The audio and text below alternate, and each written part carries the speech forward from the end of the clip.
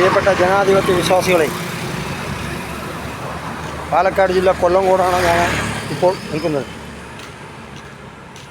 സ്കൂളിൻ്റെ മുൻവശം, രാജാസ് സ്കൂളിൻ്റെ മുൻവശം.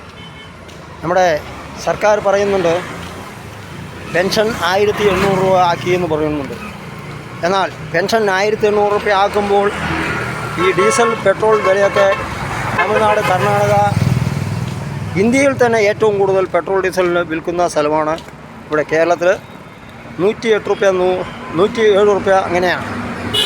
ഡീസലിന് 100 രൂപ. തമിഴ്നാട്, കർണാടക ഭാഗങ്ങളിലെല്ലാം 100, 102 രൂപയാണ്. സെസ് പിരിച്ചിട്ട് പെട്രോൾ സെസ് കൂടുതൽ പിരിച്ചിട്ട് പിന്നെ പെൻഷൻ കൊടുക്കാനെന്നാണ് പറയുന്നത്. ഈ പെൻഷൻ കൊടുക്കുന്നതിൻ്റെ പേരിൽ എന്തെല്ലാം തട്ടിപ്പാണ് സർക്കാർ നടത്തിക്കൊണ്ടിരിക്കുന്നത്.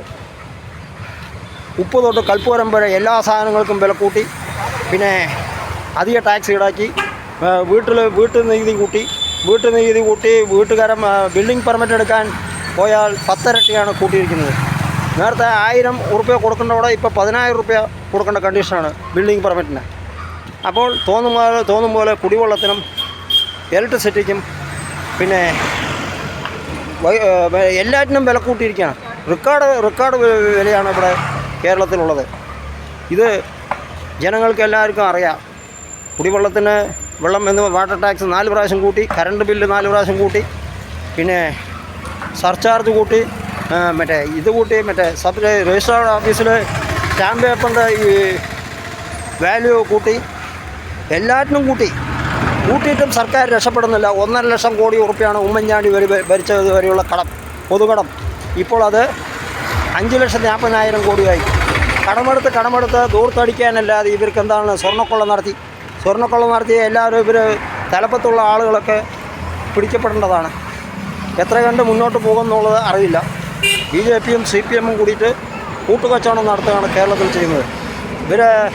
പിണറായി വിജയൻ നരേന്ദ്രമോദിയെ കാണാൻ പറ്റിയില്ല. അമിത്ഷായും നിതിൻ ഗഡ്കരിയും കണ്ടിട്ട് വന്നിട്ടുണ്ട്.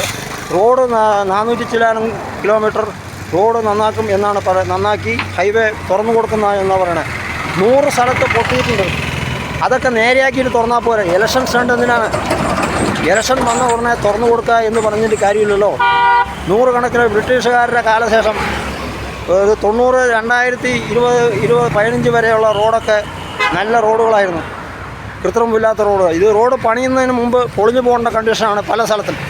കേരളത്തിലെ അങ്ങോളം ഇങ്ങോളമുള്ള റോഡുകളെല്ലാം താറുമാറായിട്ട് കുണ്ടും കുഴിയായിട്ട് കിടക്കുകയാണ്. ഇതൊക്കെ നേരെയാക്കി ജനങ്ങൾക്ക് നന്മ വരുത്തുന്നതിന് വേണ്ടിയിട്ടുള്ള പരിപാടിയൊന്നും ഇവർ ചെയ്യുന്നില്ല. പിണറായി സർക്കാർ, നരേന്ദ്രമോദി സർക്കാരും. അത് പല സ്ഥലത്തും പാലങ്ങളും ഗർത്തങ്ങളും ഒക്കെ പൊളിഞ്ഞ് കൊല്ലങ്കോട് ബൈപ്പാസ് വരും എന്നാണ് കെ ബാബു MLA പറഞ്ഞത്. കൊല്ലങ്കോട് റോഡിലാണ് നമ്മളിപ്പോൾ. ഭയങ്കര ഗതാഗത കുരുക്കുകൊണ്ട് ഡ്രൈനേജുകളിൽ വെള്ളം പോകാതെയും പ്ലാസ്റ്റിക് റോഡിൽ നടുക്ക് പ്ലാസ്റ്റിക്കും ഉരുക്കിയിട്ടാണ്, ടാറും കൂടി ഉരുക്കിയിട്ടാണ് വിട്ടിരിക്കുന്നത്. റോളർ ഓടിക്കാതെയാണ് റോഡ് വർക്ക് നടത്തുന്നത്. ഇതെല്ലാം വിരോധാഭാസമാണ്. എത്രയും പെട്ടെന്ന് റോഡുകളും മറ്റുള്ളതൊക്കെ നേരെയാക്കി തരുന്നതിന് വേണ്ട നടപടി സ്വീകരിക്കണമെന്ന് മുൻ ഗ്രാമപഞ്ചായത്ത് മെമ്പർ നെന്മാറ ശങ്കരനാരായണൻ ആവശ്യപ്പെട്ടു.